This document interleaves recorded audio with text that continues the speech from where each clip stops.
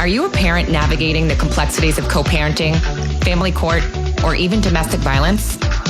If you are looking for ways to help protect your children and build a strong and supportive community around you, then look no further. Gray Minds Think Alike is your go-to resource for everything related to the complexities of family life. Join us as we dive into thoughtful conversations with experts and explore practical tips and strategies for tackling the challenges of parenthood in the throes of adversity so that no parent feels alone and every child's safety is protected.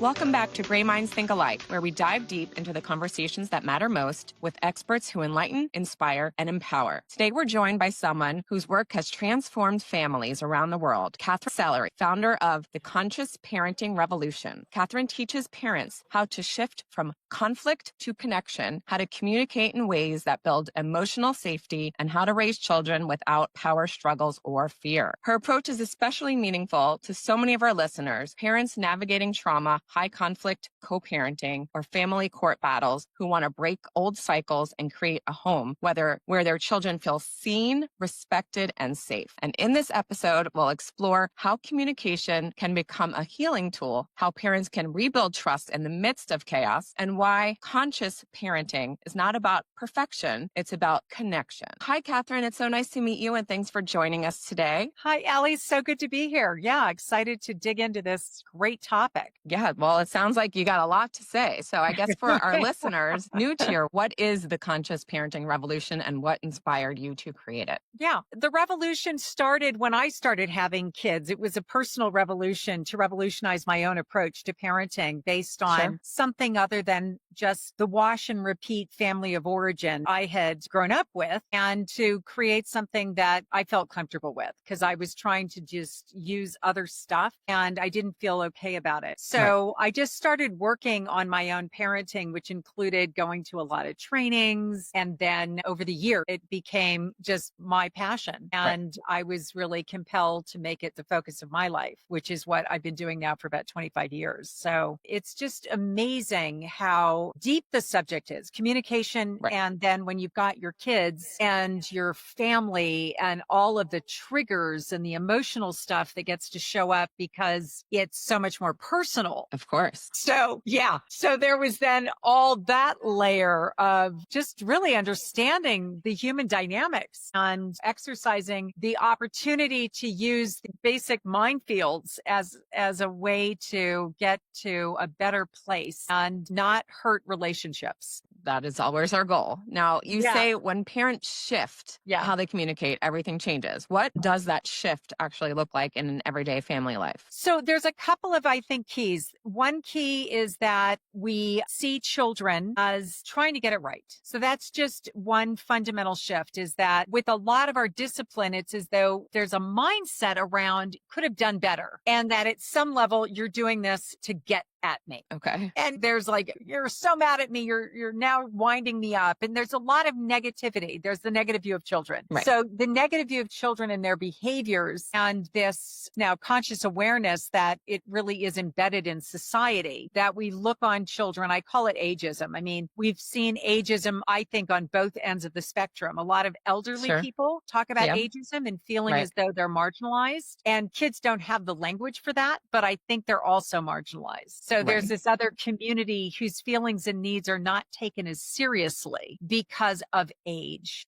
So just within like ourselves. Just saying like they don't know life's, they don't have wisdom. The truth is kids know a lot and they're actually really smart. And they're also truth tellers. They really are. They'll say the thing that you wish they hadn't because it might sting. And it's kind of, I think it's a gift when people give us straight feedback, and that kind of feedback that can sting a bit, we tend to not appreciate. Definitely. But I mean, we tend to not appreciate it, but yet it's really hard to come by because everybody else has been so conditioned to be polite that they will hide that authentic, straightforward feedback. rob us of the opportunity to be really seen like clearly from another person's perspective, which is, I just want to say that's very different from people's judgment of us. I'm not talking about people's judgments. Like, what you think about me is none of my business. In that respect, your judgments and your feedback, which are coming from that place, we don't need to perpetuate that cycle. I'm talking about the kind of clear communication that has a lot of courage behind it, because it is courageous to say to someone, hey, when that happened, I was really hurt. And these were the needs of mine that weren't being met. Would you be willing to have a conversation about that? So it's a lot about transparency and communication. Transparency and communicating in a way in which the other person doesn't feel judged. Right. So judged or attacked, because sometimes there's a defense. Exactly. So I think that's part of our day-to-day experience, not just with children, but with other human beings, is that whenever we get triggered, we want to go into defensiveness, and needing to prove is proof of doubt. So just keeping that in mind. Wow, am I trying to prove something? Am I needing to prove something? I think I'm trying to prove something. What is it that I doubt about myself that I'm covering up? And it's triggered me into defensiveness because that's all about me. And so again, that takes courage. Sure. And it also takes consciousness to be consciously aware when we're moving into the land of defensiveness. And that if we're doing that, that there's something, methinks he doth protest too much. What's going on for me that I'm landing over there? And at that point, it's time for me to exit and say, I don't know. Right now, I'm noticing my response to this. And I know that this is actually now all about me. So I need to take me away and spend a little time getting in touch with that something in me that's coming out as a result of our interaction, because I've got a field of gold here that I'm going to go mine and I'm going to work with that. So that's a whole nother perspective. Absolutely. To see that as my opportunity to go mine that gold and figure out what's actually going on. So this is the shadow work, I guess. And kids bring out a lot of our shadows. Oh, sure. Yeah. We were all kids once. So a lot of our life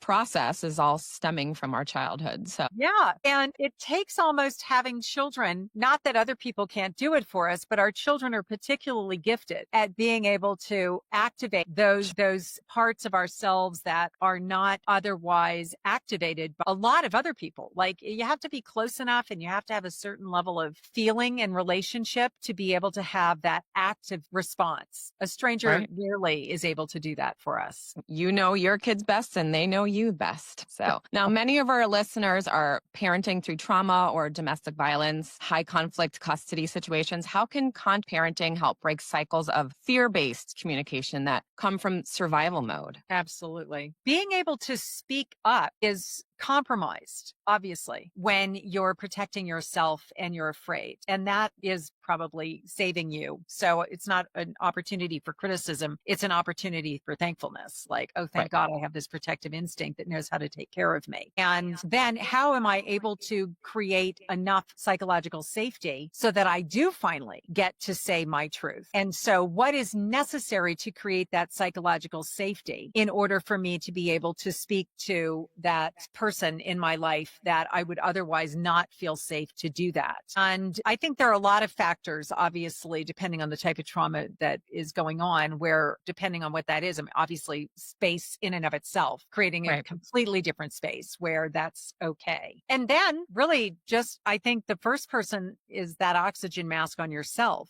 being able to really just be with how horrible that was in a way in which you're getting bigger than what's bugging you. So I guess with any recovery, getting bigger than what's bugging you is absolutely necessary. So that's being grounded and centered and being able to find that feet on the ground, arms on a chair, whatever your practice is, to be able to give you that sense of safety where you feel that you are supported and that you can, in this moment, then be able to turn toward the something without being merged with it. So these are really specific words. So getting bigger than what's bugging you requires being grounded in a state of mind, in a consciousness where you have a bigger sense of self Right. that's bigger than any one particular event or feeling. And Right. then being able to hold the space for those aspects internally that are showing up for us to be present to them. Well, that's a tall order. I mean, getting to that It is. place. And, for a lot of people, they don't even know how to get to that place because that requires maybe a little meditation or a lot of inner work before you can sort of parent. Absolutely. You're now doing the parenting of your own inner child. And so that I would So how almost do you say start? okay, good. I do really recommend meditation. So Okay. I would start by finding a meditation practice. Okay. And my preference, I teach actually meditation with the Art of Living Foundation. Okay. And what I love about that is that it also provides the breath work. So Right. the breath work with the Art of Living Foundation is such that it heals your nervous system. It's a very, very specific type of breath work. Now, that it's super well documented. They do a lot of work with vets who have tons and tons of trauma, and also in addiction recovery, where there's also, just a whole bunch of in the prison system, and teaching this particular. So shout out there, wherever you are, there's probably an Art of Living Foundation center near you, and invest in a training, because after you have this, you're able to do it on your own, anywhere, anytime. And it really does work on the vagus nerve. So it is healing the nervous system, because anyone who's experienced trauma, the nervous system requires healing. And so just creating that spaciousness through the practice of meditation will allow there to be more space internal, so that you can begin to do that healing work where you yourself are present. You become the presence to those aspects of self that are arising within, so that you can hold the space for that inner something in you that is asking for your attention. And you have enough space between it so that it's not like that, right on your face. And you have at least a little tiny bit. And of course, therapy's great. Sure. All of those, a meditation practice, therapy, yoga, talk therapy. Yes, all of that helping you stay centered so that you can break out of whatever the survival mechanism was that supported you and is probably not supporting you anymore. Now, what are some signs that maybe a parent needs to be doing this? Like, how do they know? They're like, oh, I'm fine. I'm good. My family's good. What are some things that maybe you should look out for? So they'll be like, maybe I could use a little, conscious parenting tips. Yeah. Usually I think people, I don't know what they call it before they hear this framework. So I'll tell you the framework that I use is retaliation, rebellion, and resistance, the 3 R's. Okay. 3 R's activated in our children. Again, you can say the 3 R's can show up in any human being of any age. And so we can see retaliation, rebellion, and resistance activated. If we're using the context of our kids, then it's usually activated in them when they don't feel seen, heard, and understood from their perspective. So being seen, heard, and understood from their perspective. And this gets triggered because most of us as kids were not seen, heard, and understood from our perspective, right? We're back to being marginalized and invisible. And there's that script about kids should be seen and not heard, or obedient and compliant. And whatever you don't cause me, the adult, any discomfort. Right. So when our kids break out of that mindset and didn't get the memo that they're just supposed to be obedient, compliant, have the happy face on, provide harmoniousness in the home, whatever, that rarely happens. They break out of that all the time. And if I'm triggered by it, it's usually because my inner child had to learn another way. Sure. Yeah. And how can they go out in this world and insist on having their perspective seen, heard, and understood, right? So we get triggered by it rather than brought to a point of empathy and concern, compassion and understanding. So get it to that place where when a child is misbehaving or acting out,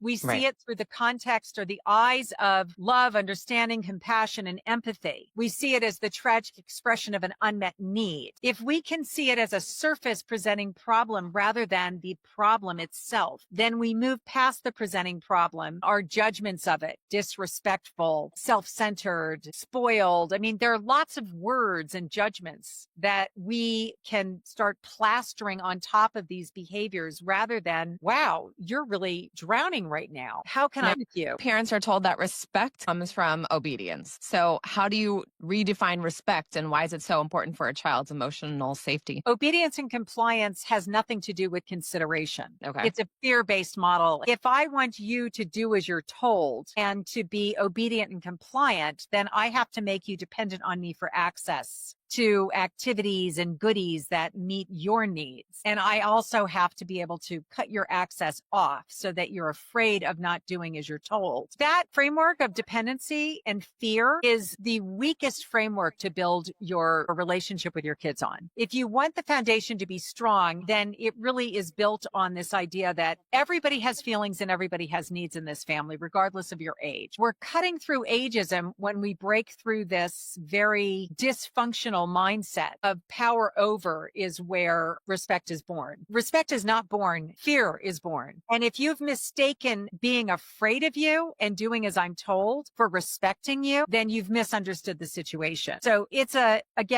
distinction in understanding that my ability to care and be interested in your well-being is coming from compassion and understanding. My ability to put myself into what would life look like from your perspective? If I'm an out of control parent, right, then I tend to lean heavily into power and control rather than compassion, understanding, and the ability to see your pushback to me and your saying no to me is saying yes to something inside yourself. And my curiosity wants to know what this child is saying yes to. I'm also celebrating the fact that they can say no to me because that does mean free will and also usually psychological safety. Because if you don't feel safe, you can't say no to me. Counselors have said to me, the kids that we worry about the most are the ones that come to school and fall apart because they have to be on their best behavior at home. Now, how does this sort of approach work when you're either married or going through divorce, co-parenting, and how do you get the other parent sort of on board with the same approach? When we are dealing with somebody else, we have very little control over what they choose. It's almost impossible. The joy of being a conscious parent who's well equipped with a really strong communication training is that even when the other person is being abominable, we don't need them to have skills for us to be skilled. I just want to de-link it because oftentimes when I'm training people, it's a solo journey. And the interest is not so much in getting the other person to the light,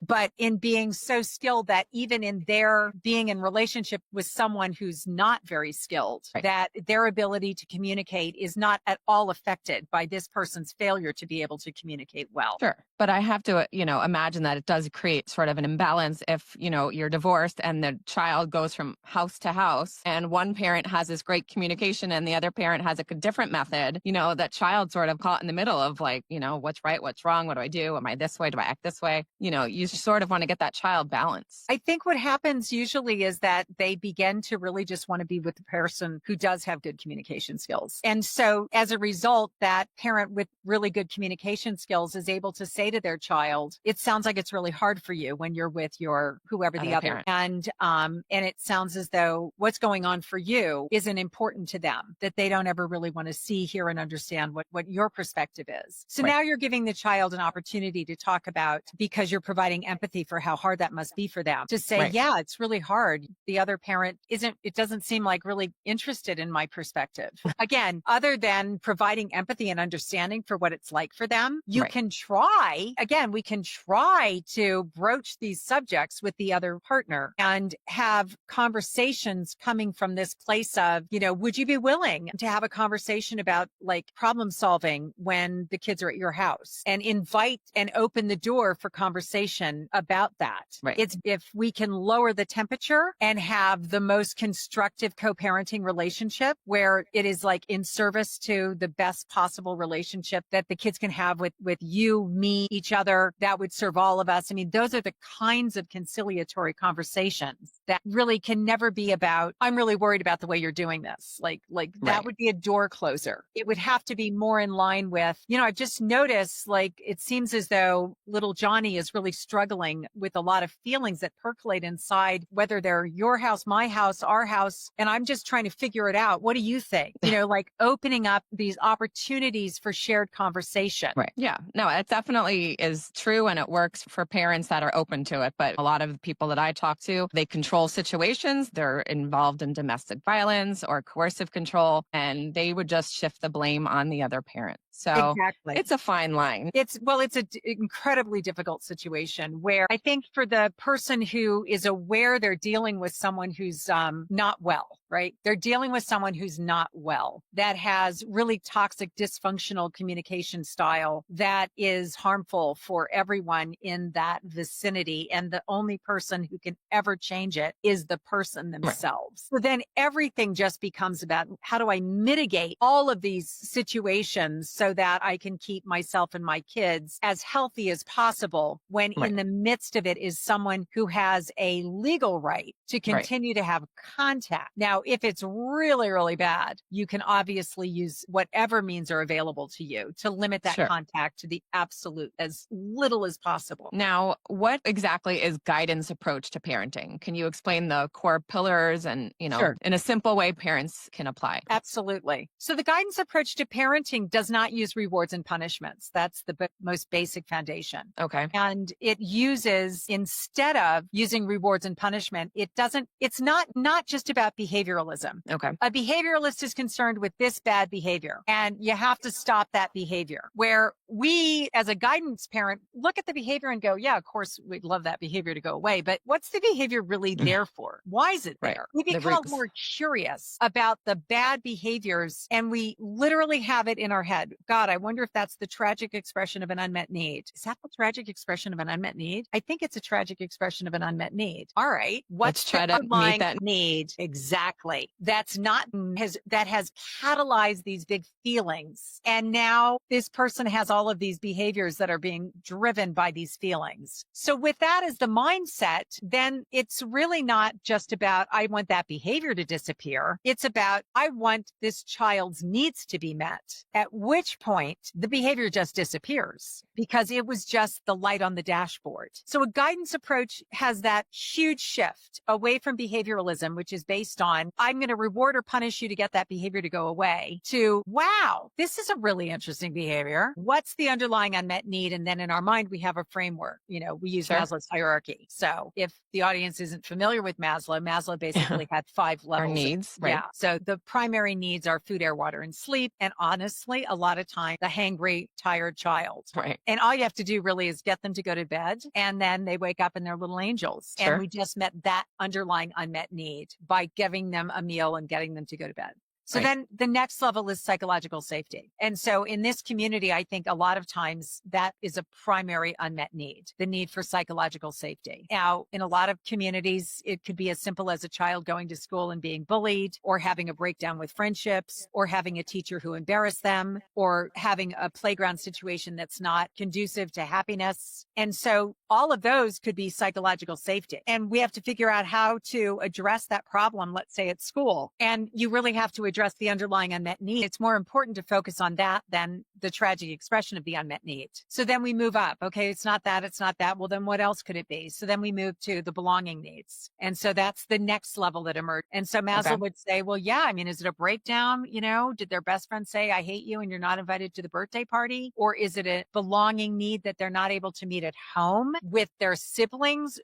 You open up your mind. And it's not just belonging needs. It's also the need for autonomy. So autonomy it's an extraordinary need, and it's not really dealt with. I mean, Maslow didn't really talk that much about it, but subsequent to his work, we do. And the need for autonomy has been found across almost every species, and that includes children. But again, now we're back to this mindset of, really, are children allowed to have autonomy? Are you sure about that? Well, in a lot of families, no. And so any of the expressions of autonomy, which are things like mastery and choice, when a child asserts that, they're made to feel as though there's something wrong with them. They shouldn't have done that to begin with. So is that what's going on for this child? Are their needs for autonomy and choice not being met? Right. And I would say most of the time, yes, that would be true. So if you have that child who has really strong autonomy needs, one of the keys would be able to learn to say to them, hey, I know you'd really like choice around this. So would you be willing to do this now and do that later? Could we just switch the order on this? Would that be something you're willing to do? Right. And if you give them the choice to do it rather than insisting that they do it, it's shocking the number of times that they would say yes, because they feel that sense of autonomous. I had a choice in this, Right. and they will choose it. If you try to make them do it, Right. they will show you that you can't make them do anything. Sure. That's And they pretty will draw normal, the line. typical behavior. Very typical, but a belonger may not risk your disapproval. An autonomous child will. Now, when a parent feels guilt for like a past reaction from something, how do they repair that trust with that child? Yeah, perfect. I mean, it's so powerful when a parent can go to their child and say,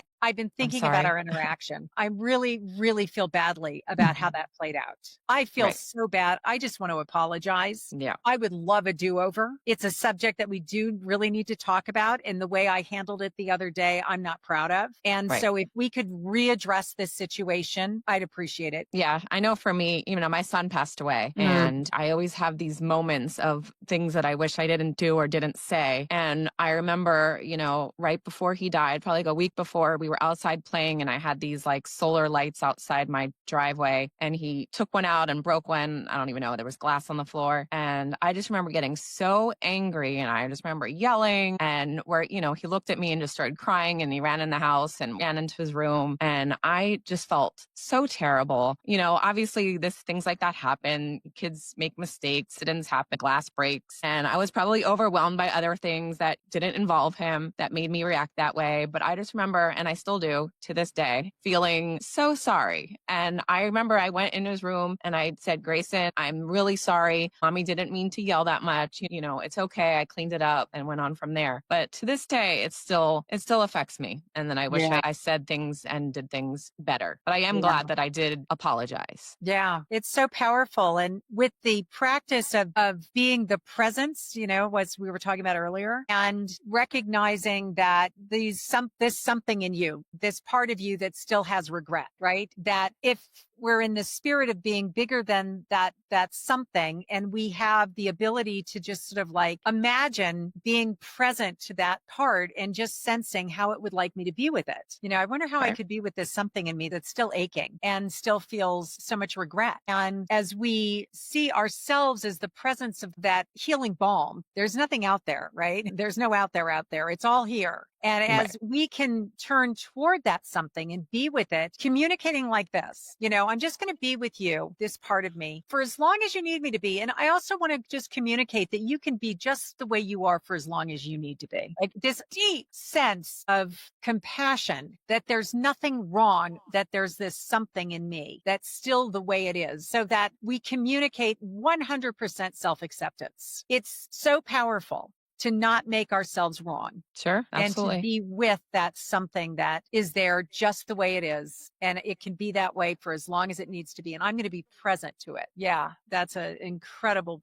powerful healing balm. Absolutely. So now let's get into anybody who has that feeling, right? Who's got their own story. I think we all have a story. We all have that time when we just blew it so spectacularly and we look back and think, oh my God, if I could only, right? If I could only. And those are our chances to get bigger than what's bugging us and to be present to that part of us in a way in which it feels so loved and accepted by us. Now let's talk about what you do, your services and whatnot. How can our listeners find you? Yeah. So I have a website, consciousparentingrevolution.com. Okay. And if you go there, we have a family lifeline free community. So you can get a lifeline if you need one by just joining the community. And I'm in and out of the community all the time, looking to see if there's any like lifelines I can provide for somebody. I also have a bunch of resources on the website as well that people are welcome to avail themselves of. Freeparentingbook.com is where you can download 7 strategies to keep your relationship with your kids from hitting the boiling point. Great. Amazon bestseller. So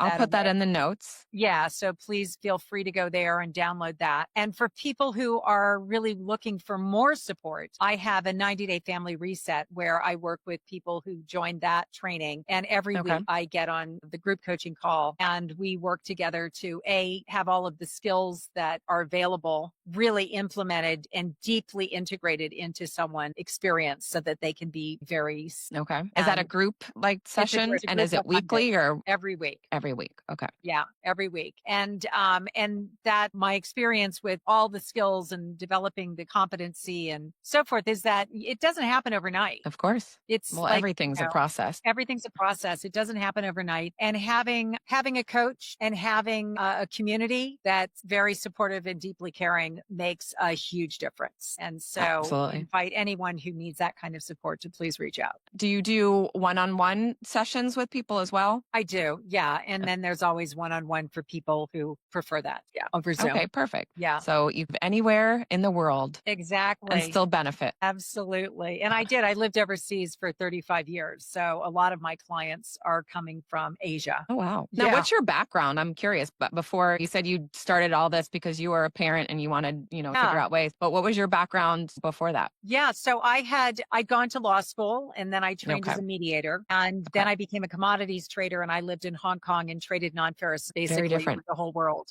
So I'd studied Chinese in university and I speak Chinese pretty fluently. So wow, I was doing that and I ended up basically trading commodities on my own account for, 30, 40 years. But what really compelled me and what I loved the most was these relationships. I had a brother who died by suicide when I was growing up. And I think that my parents were divorced and each of them remarried. In fact, my mom and dad were married. They didn't divorce, but they each had marriages that failed. And so it was a his, mine, and ours situation. And my dad and my brother did not get along. And just the heartbreak and all of those painful explosions and terrible situations and really just feeling if there's anything I can do on this earth while I'm here to not have that happen again to anyone. There are so many better ways to communicate and to integrate and to welcome than what I got to witness. Sure. And I mean, and most of us, we learn from our parents how to communicate, right? Yeah. So it was bad. I would gotta break the cycle. Yes, exactly. I would come home after I started training and I had my program and I would try to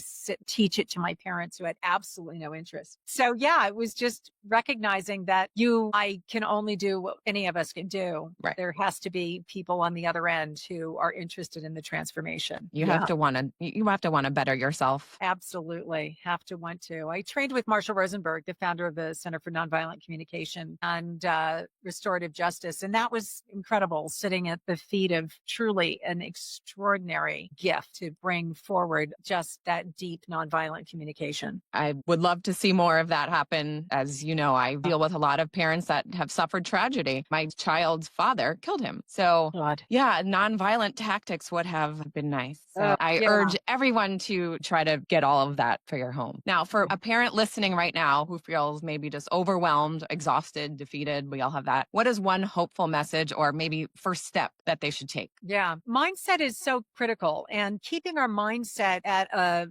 frequency, if I can use that word. In meditation, we talk about prana. Okay. And so our prana really is it's like if you can imagine yourself as a vibration, and depending on your prana, the vibration, the frequency that you're on one radio station or you're on another. So the greatest way to help ourselves change the station we're on is to increase our prana. And the way to increase our prana is to develop a breathing and meditation practice. So if you don't have one of those, then that would be my advice before I would even start working around mindset and communication skills or anything else, is that vagus nerve needs to be healed and the energy needs to be raised so that there's positivity that's coming because you've raised your energy, your breath. You're actually just choosing to take care of yourself. Seems basic enough. So basic and so important. Right. This has been a very powerful conversation. So thanks so much for sharing with our listeners all of this. You remind us that communication, can be a tool of safety, clarity, love, especially for children. And when we model emotional intelligence, we teach our children their voice matters and their needs matter. Yeah. So thank you so much for joining us today. I'll put all of your contact information in the show notes. I want every parent to open the lines of communication more. Yeah. Thanks, Ali. Love what you're doing. Appreciate you. I appreciate it. And thank you for listening to Gray Minds Think Alike. If there's someone that you want to hear from on this podcast, please feel free to send me an email. Or if you would like to be a guest, please reach out at Ali@graysonschoice.org.